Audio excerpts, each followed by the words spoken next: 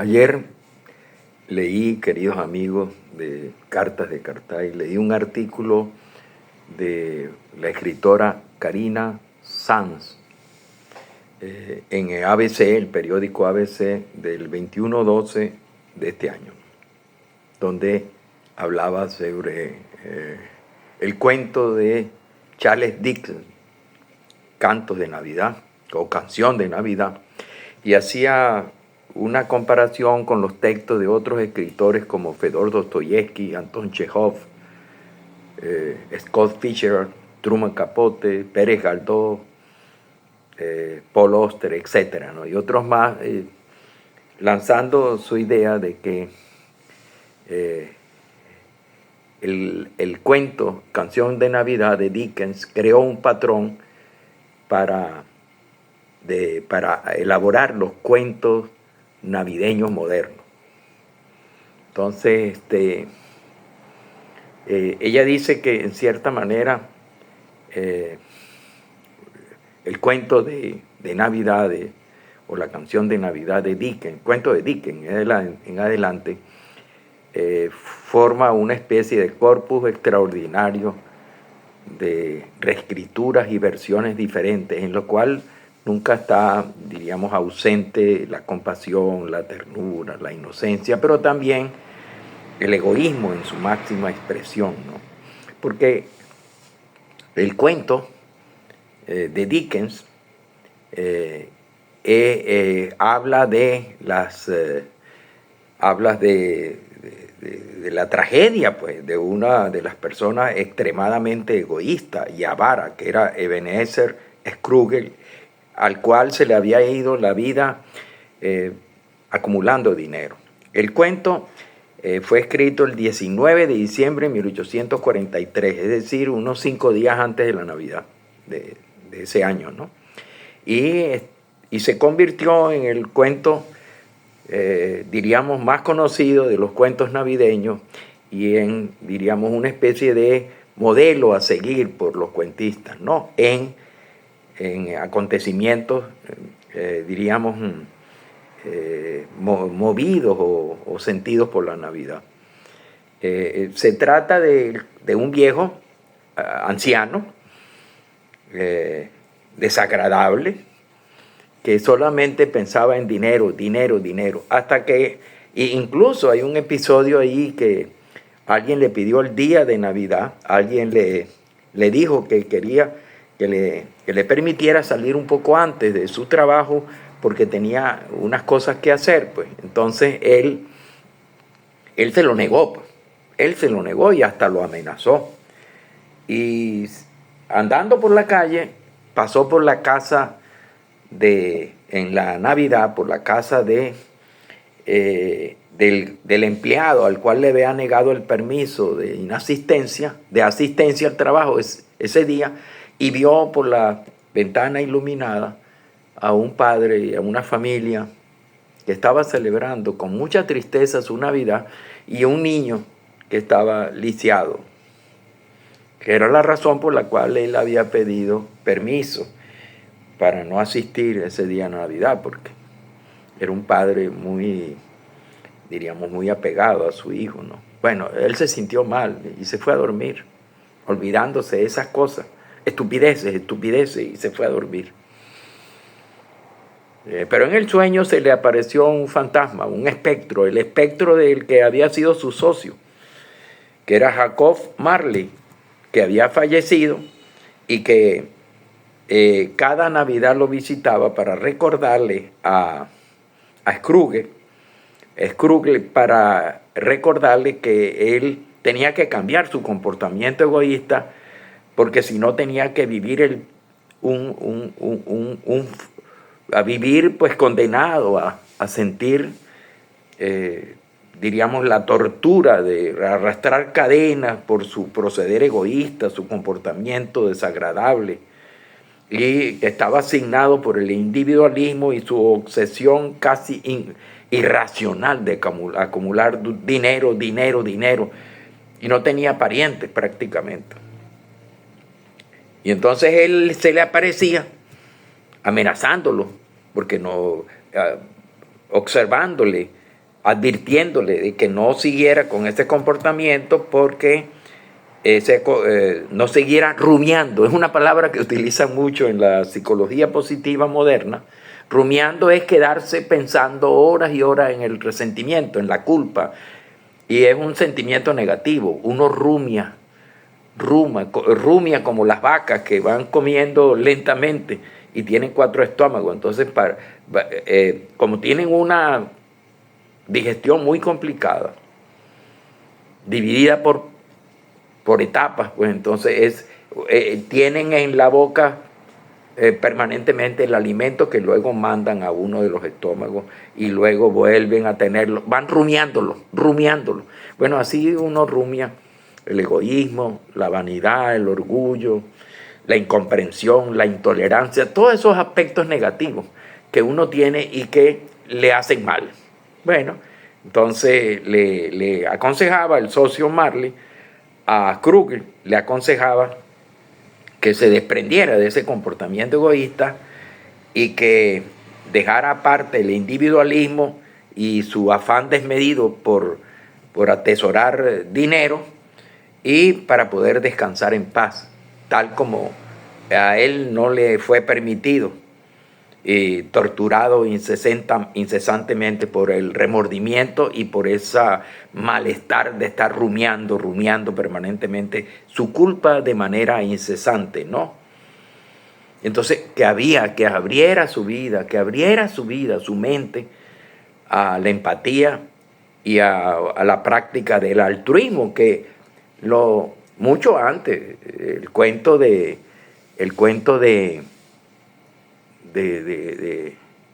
Dickens fue escrito creo que en el año de 1843. Y entonces, mucho antes, prácticamente más de 200 años, casi más de 200 años, ya la psicología utiliza el término de rumiar, y además ha descubierto que el altruismo es una de las formas, diríamos, de combatir el estrés, la tristeza, y es una manera de abrirse al mundo generosamente y que le permite, diríamos, mayores liberaciones de dopamina, que es la hormona de la felicidad. Entonces, pero mucho antes lo había dicho ya Dickens y otros escritores ya habían hablado de ese mal proceder, ¿no? Ahora, ese texto de Dickens creó un modelo y ese modelo fue interpretado por otros escritores y compositores. Un compositor que lo utilizó en sus creaciones operísticas fue precisamente Tchaikovsky, que lo utilizó como modelo para la canción la ópera de Cascanueces. Pero también los utilizaron otros, Truman Capote, en un libro que se llamaba Un recuerdo de Navidad, de 1956, donde él hablaba sobre su niñez pobre, ¿no? Y llena de precariedades de todo tipo. Pero también lo utilizaron otros como la escritora española Emilio Pardo Bazán, que en 3 libros pues habló de cómo era de austera la Navidad de su tiempo, ¿no? Y Benito Pérez Galdós en un cuento que se llama La mula y el buey, de 1876, donde habla de los problemas de la pobreza y de la vulnerabilidad que es sometido el que nada tiene, el pobre, el que es abandonado por la sociedad. Bueno, prácticamente hay también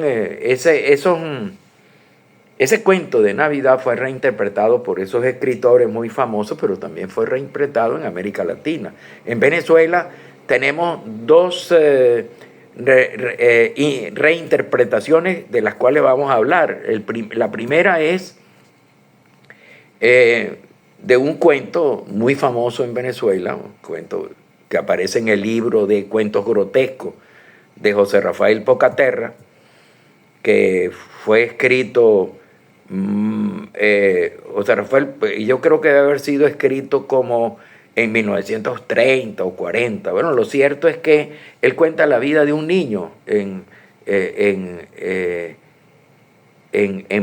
cómo Panchito Mandefuá cenó con el niño Jesús. Panchito Mandefuá era un vendedor de billetes de lotería, no existía la lotería en aquel tiempo, por supuesto, todo el siglo XIX comenzó a desarrollarse, y estamos hablando del siglo XX, ¿no? Del cuento de Pocaterra, ¿no? Uno de los grandes escritores venezolanos. Entonces Panchito Mandefuá era un niñito de la calle, un niño de la calle, los que no tienen apellido.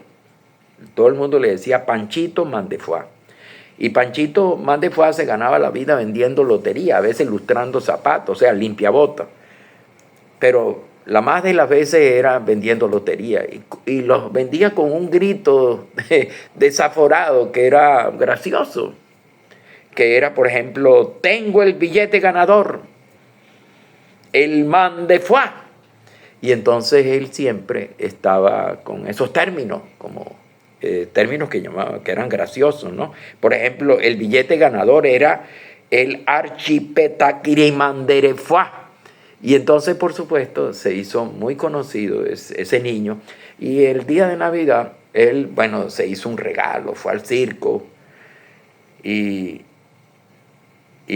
bueno, y saliendo del circo, alegre, pensando en su Navidad, en su cena navideña, que consistía en hallacas de a medio, en un guarapo, en un café con leche, en una tostada de chicharrón, y de postre él tomaba un pavo relleno. Bueno, lo cierto es que él venía pensando en esa suculenta comida navideña de la cual se iba a regalar un niño ambulante y pobre de la calle, cuando vio una niña que lloraba. La niña le decía Margarita, y él le preguntó que por qué lloraba, y la niña le decía, es que yo había comprado unos dulces para mi abuela y perdí el dinero. Y entonces él, conmovido por las lágrimas y la hermosura de la niña, él le repuso el dinero perdido y le dijo que lo fuera a comprar, y le robó un beso y salió corriendo, ¿no? Y él iba pensando en el beso, en las dulzuras de aquel beso y en la suculencia de su comida navideña cuando iba camino a la parroquia San Pablo en Caracas. Un carro venido, uno de los pocos carros, venido de la nada, lo atropelló y lo lanzó contra la acera y quedó vuelto un guiñapo de carne y hueso y de sangre, ¿no? Y se bajaron todos, los del carro, y llegaron gente curiosa y preguntó quién es. No, ese es un niño de la calle, un niño anónimo, un niño sin nombre, pero que venía pensando en su Navidad. Y entonces el novelista cuenta que el niño Jesús, conmovido por tanto pobreza, además por tanta desconsideración con la gente, que no apreciaba los sueños de Panchito Mandefuá, esa noche lo invitó a cenar con él.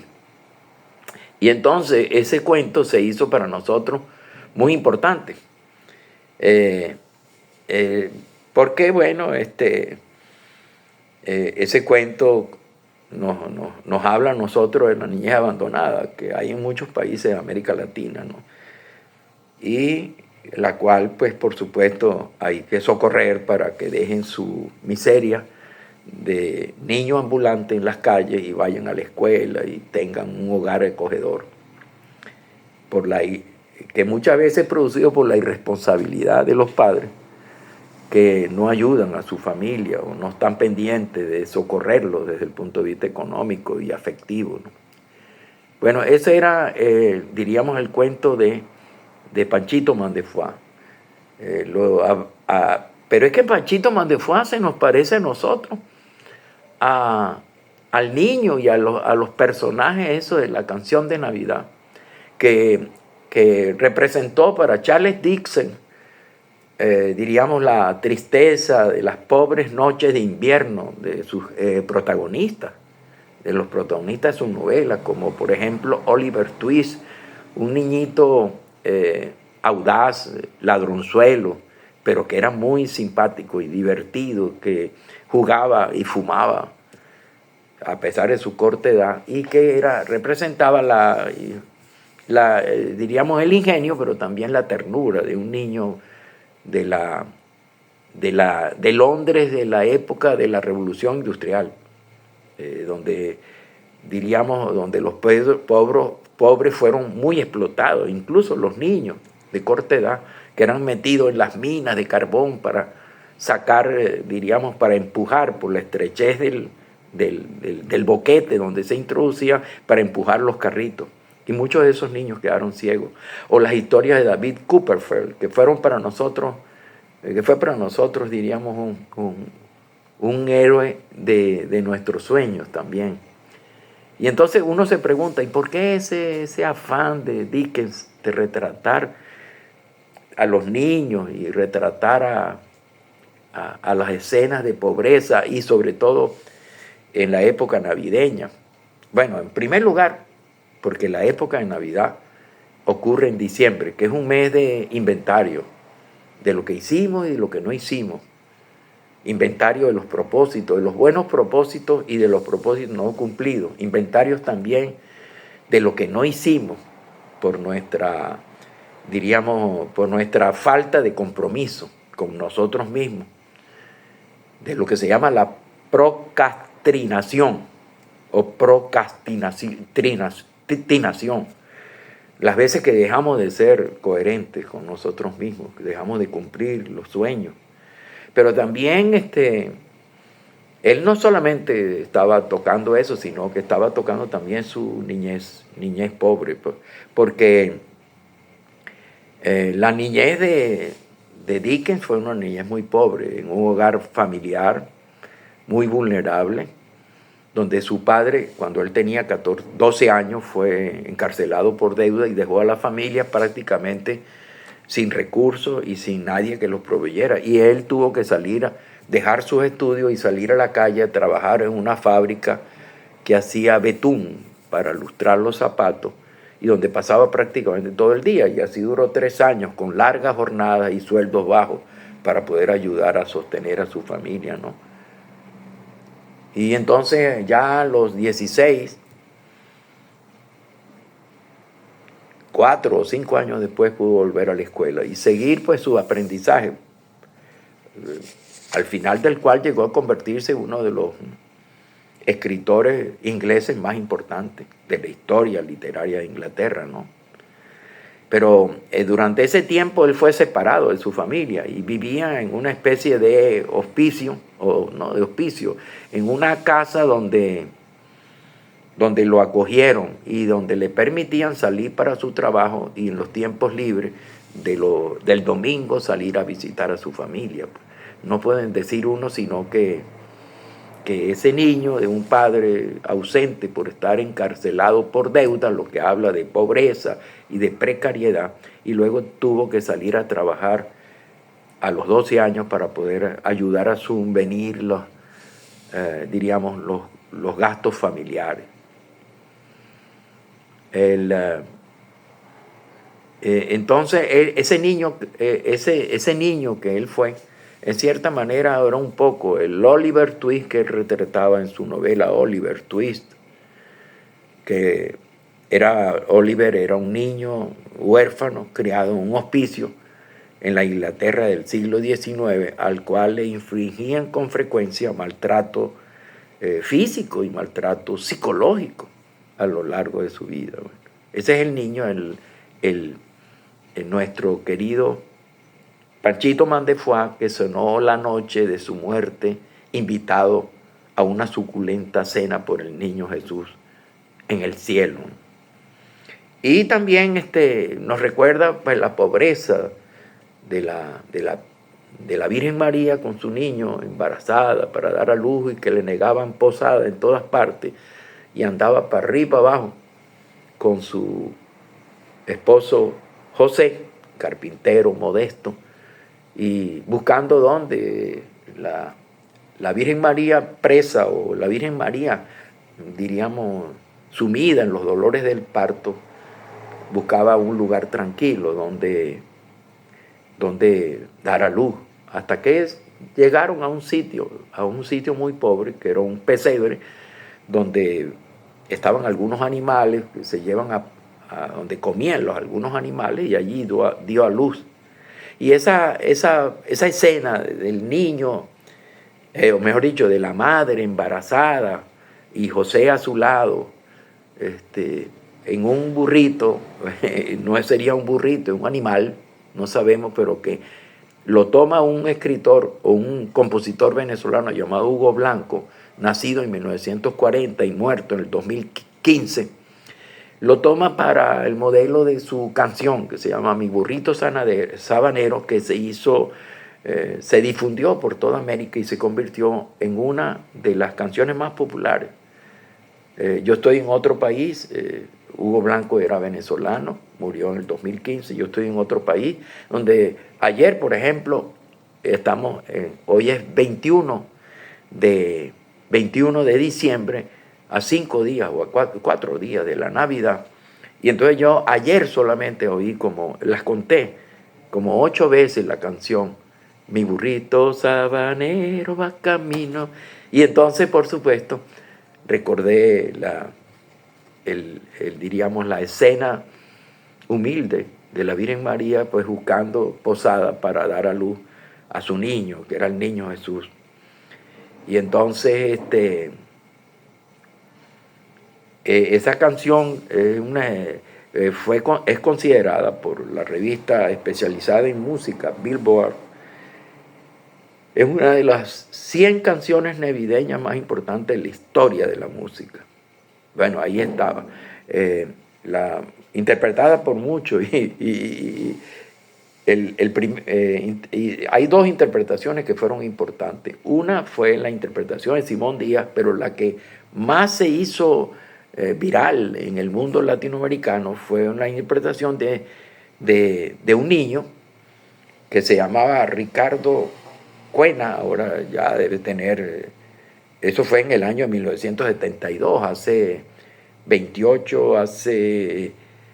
prácticamente casi 60 años, que interpretó esa canción y la volvió viral, la volvió muy popular con su voz infantil. Y a él le preguntaron en una entrevista, en el año creo que 2023, una entrevista que le hicieron, en el año 2020 o 2010, algo, eso es lo de menos del año. Le preguntaron que cuántos beneficios había recibido de cantar por primera vez y difundir y popularizar esa canción, una de las más importantes de la historia de la música navideña. Él dijo, ni un bolívar partido por la mitad. Una expresión muy venezolana que